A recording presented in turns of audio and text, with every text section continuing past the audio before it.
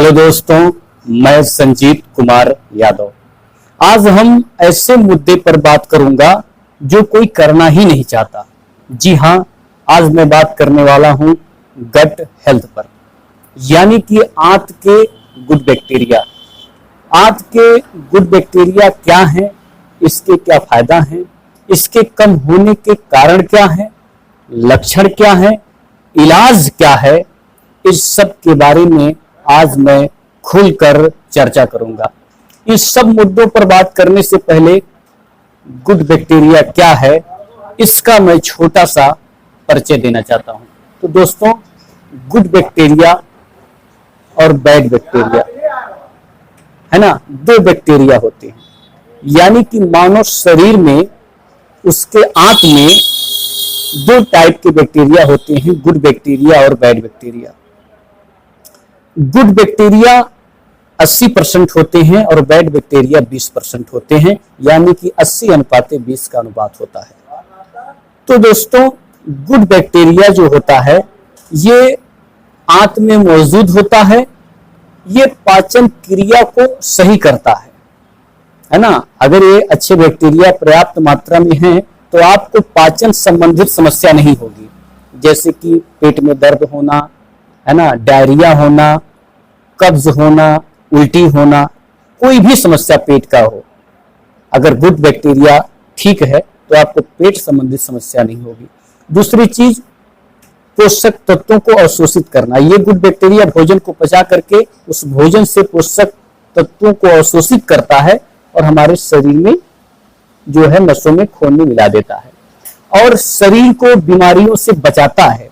ये अच्छे बैक्टीरिया, जब हमें कोई इन्फेक्शन होता है ना, तो ये अच्छे बैक्टीरिया जो है खराब बैक्टीरिया को किल कर देता है, उसको मार देता है, जिसकी वजह से हमारा शरीर जो है रोग मुक्त होता है। कभी कभी आप डॉक्टर से सुनते होंगे कि इनका इम्यून सिस्टम यानी कि रोग प्रतिरोधक क्षमता जो है कम है, यानी कि इनके पास गुड बैक्टीरिया कम है, बात बात पे जुकाम हो जाता है, बात बात पे बुखार हो जाता है ना। और ये मेटाबॉलिक यानी कि मेटाबॉलिज्म को जो है बेहतर बनाता है, यानी आपको समय से भूख लगेगी, है ना, समय से प्यास लगेगी, आप फुर्ती महसूस करेंगे।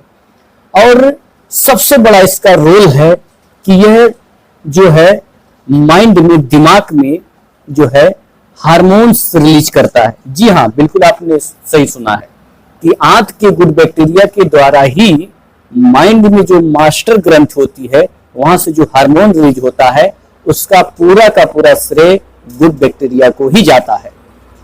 यानी कि हमारे माइंड में जो सेरोटिन, एंडोर्फिन, डोपामाइन और ऑक्सीटोसिन हार्मोन है, ये गुड बैक्टीरिया की वजह से ही रिलीज होते हैं। अगर गुड बैक्टीरिया नहीं है तो ये हार्मोन रिलीज नहीं होंगे। यानी कि अगर सेरोटिन रिलीज नहीं हो रहा है, जिसका मतलब उनको भूलने की बीमारी रहेगी। आप कहेंगे कि चबिया शायद बेड़ा पे रखे हैं या अलमारी में रखी है, आपको कंफ्यूजन रहेगा। हाँ, यही टाइप का सिर्फ और हाल, ऐसे आप मतलब भूलेंगे। आपके शायद आप हमसे कल मिले थे, उसको जैसे वो निर्णय लेने की क्षमता उसके पास नहीं रहेगी। सेरोटिन का ये कमाल होता है। एंडोर्फिन, कोई भी खुशी की बात आ जाए तब भी वो उदास रहेगा, डिप्रेशन में रहेगा, उसको खुशी रहेगी नहीं, कितना भी हंसाओगे उदास रहेगा। डोपामाइन, वो खुल करके हंसेगा नहीं। और ऑक्सीटोसिन हार्मोन यानी कि बहुत फुर्तीला, एक्टिव, है ना, तेज तर्रार होना। तो जान लीजिए कि गुड बैक्टीरिया की वजह से हमारे कितने नुकसान है, कितना इसका महत्व है। जब गुड बैक्टीरिया का इतना ही महत्व है तो इस पे हम बातें क्यों ना करें, है ना। तो आज हम बताएंगे गुड बैक्टीरिया कम होने का कारण क्या है, इलाज क्या है ना, और लक्षण क्या होते हैं। तो आज शुरू कर देते हैं, समय को ना बर्बाद करते हुए, इसके कारण क्या है। दोस्तों, गुड बैक्टीरिया कम होने के 5 कारण प्रमुख हैं। पहला, असंतुलित आहार, यानी कि बर्गर, चाउमीन, पिज्जा, मीठा, नमक खूब खाना, है ना, भोजन सही ना लेना।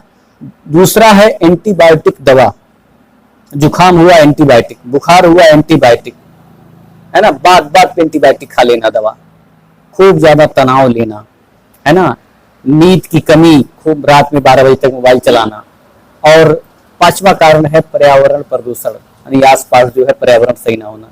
इन पांचों कारणों में दोस्त सबसे मजबूत कारण है एंटीबायोटिक दवाओं का सेवन करना। जो मरीज लंबे समय तक एंटीबायोटिक दवा खाया है, मैं उसके बारे में पूरे गारंटी के साथ, मजबूती के साथ ये दावा करता हूं कि उसका पेट जो है की हालत सही नहीं होगी, यानी उसका पेट संबंधी समस्या जरूर रहेगी।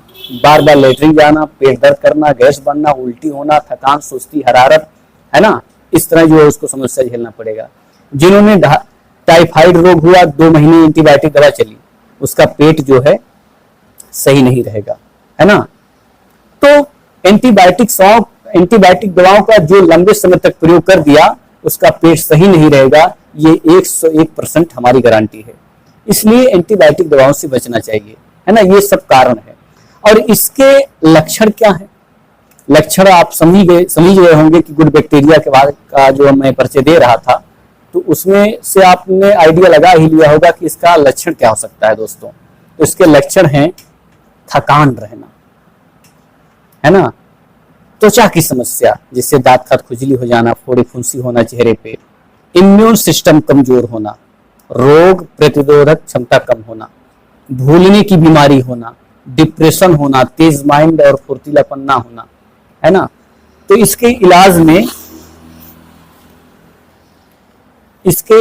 इलाज में हम आपको बहुत ही अच्छी राय देने जा रहे हैं, क्योंकि इस पे हमने बड़ा मेहनत की है कि इसका इलाज क्या है।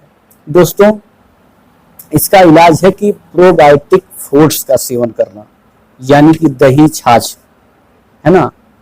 प्रीबायोटिक का सेवन करना, जिससे फाइबर से जो भरपूर होते हैं, जैसे इसबगोल की भूसी, बबूल की गोंद, है ना, अनार, चुकंदर का जूस, गुलकंद, सेब, गाजर, अंगूर, ये सब प्रीबायोटिक फूड्स हैं, है ना। इसको सेवन करना। अब खूब ज्यादा पानी पीना।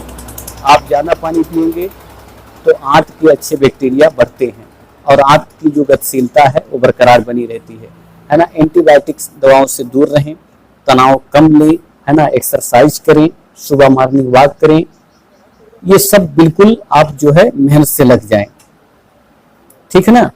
और एक होता है बबूल का गोंद जो होता है, यानी इसको इंग्लिश में एकेसिया पाउडर बोलते हैं, उसका आप सेवन करें।